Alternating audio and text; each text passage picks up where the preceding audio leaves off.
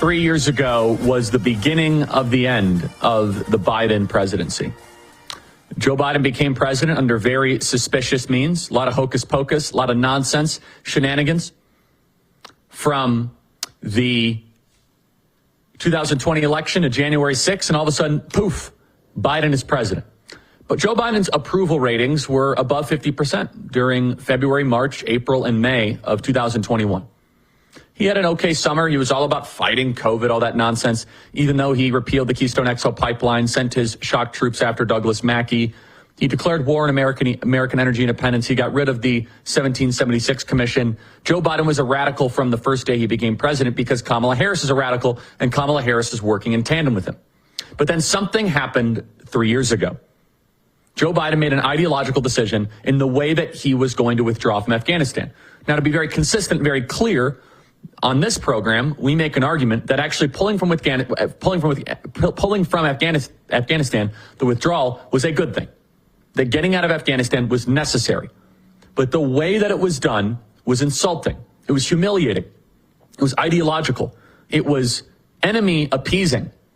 If I have to take out an appendix, I don't take out a pocket knife and just operate on myself. We had trapped Americans. We allowed equipment to be left behind. We telegraphed our move. He said he was going to do it on the anniversary of 9/11.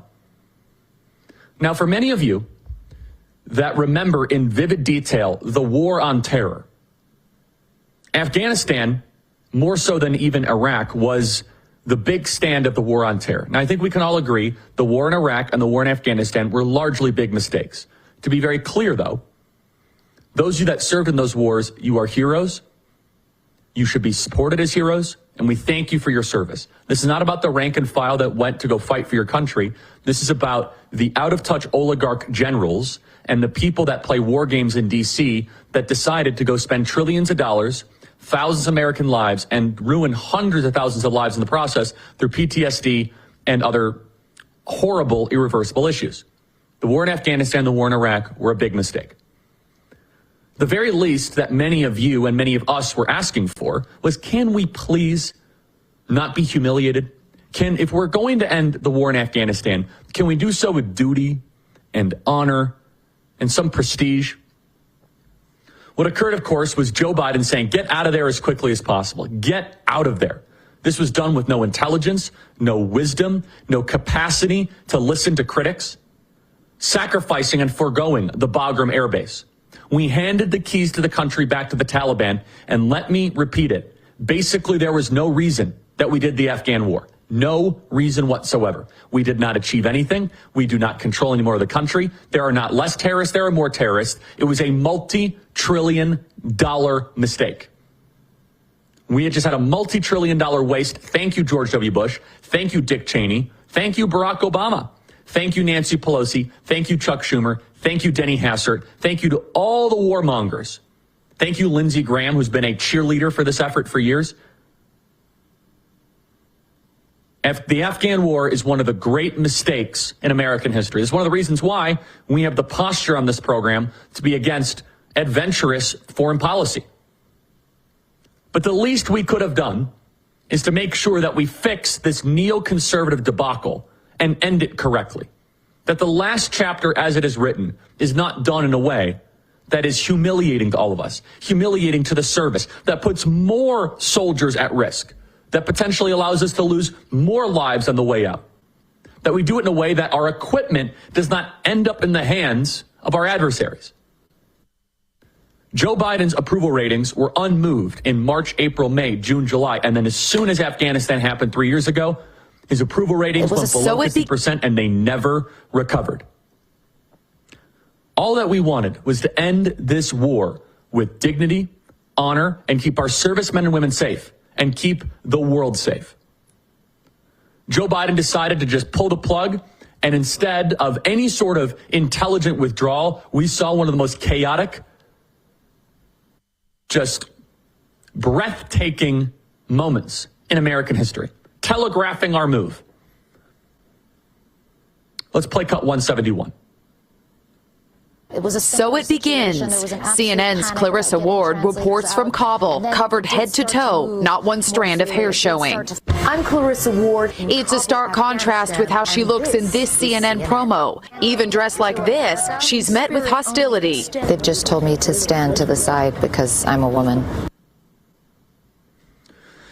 Now, in Taliban culture, they've now completely taken over the country. Remember, that was the whole argument that the neoconservatives make, the warmongering Republicans. Oh, yeah, spend a couple $2 billion, and soon Afghanistan will be like Alabama. It'll be a free society.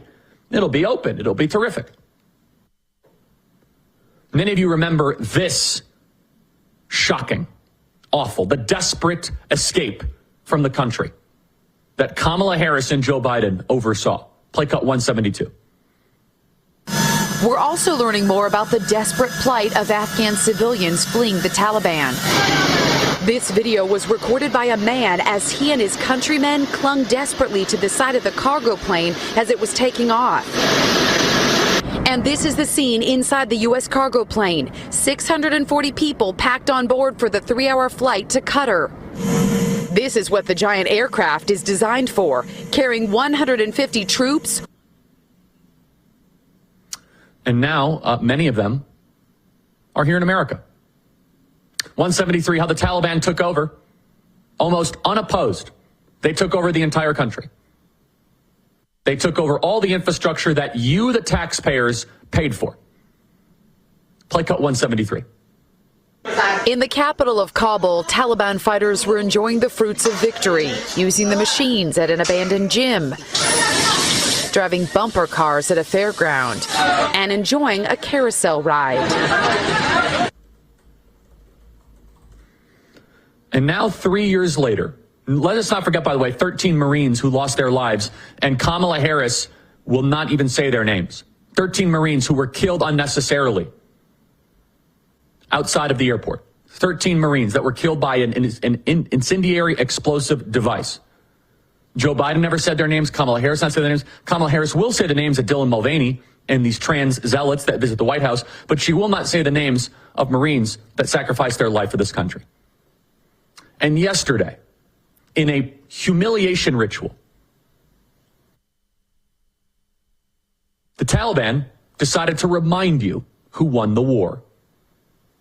You know, it was famously said when I grew up, America never really lost a war. Vietnam doesn't count. We lost the war in Afghanistan by every objective measurement. They have more terrorists. They control the entire country. We accomplished nothing. And Joe Biden decided to give them everything on the way out. Everything. What we saw yesterday in the streets of Kabul was like a Roman triumph. The ancient Romans would hold parades with captured enemy captives and standards, and they would put them on full display. Put this up on screen.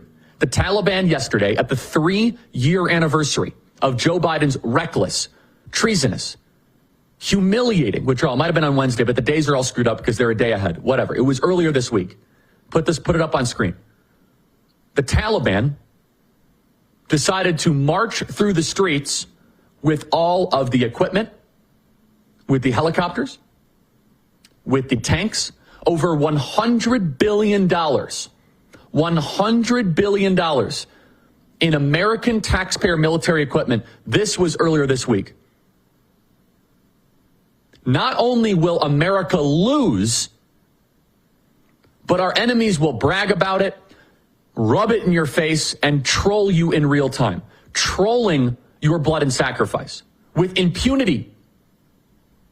For any of you that have sons or daughters that serve in Afghanistan, this is them laughing at you. And DC does not care. Kamala Harris doesn't care. She's making videos about white guy tacos, not a joke. While she's the current vice president and they are marching through the streets in complete humiliation, that is your equipment. And the Taliban is bragging, we won the war. America's not America. And the mainstream media barely cares. They're not covering this at all. Flying the helicopters, flying the tanks, selling our very precious information to the Chinese Communist Party. And Joe Biden and Kamala Harris made a intentional decision to give all those goods to the Taliban. Not only will you lose the war, not only will those of you that lost loved ones in Afghanistan be trolled and insulted, but the enemies then get the weapons on the way out.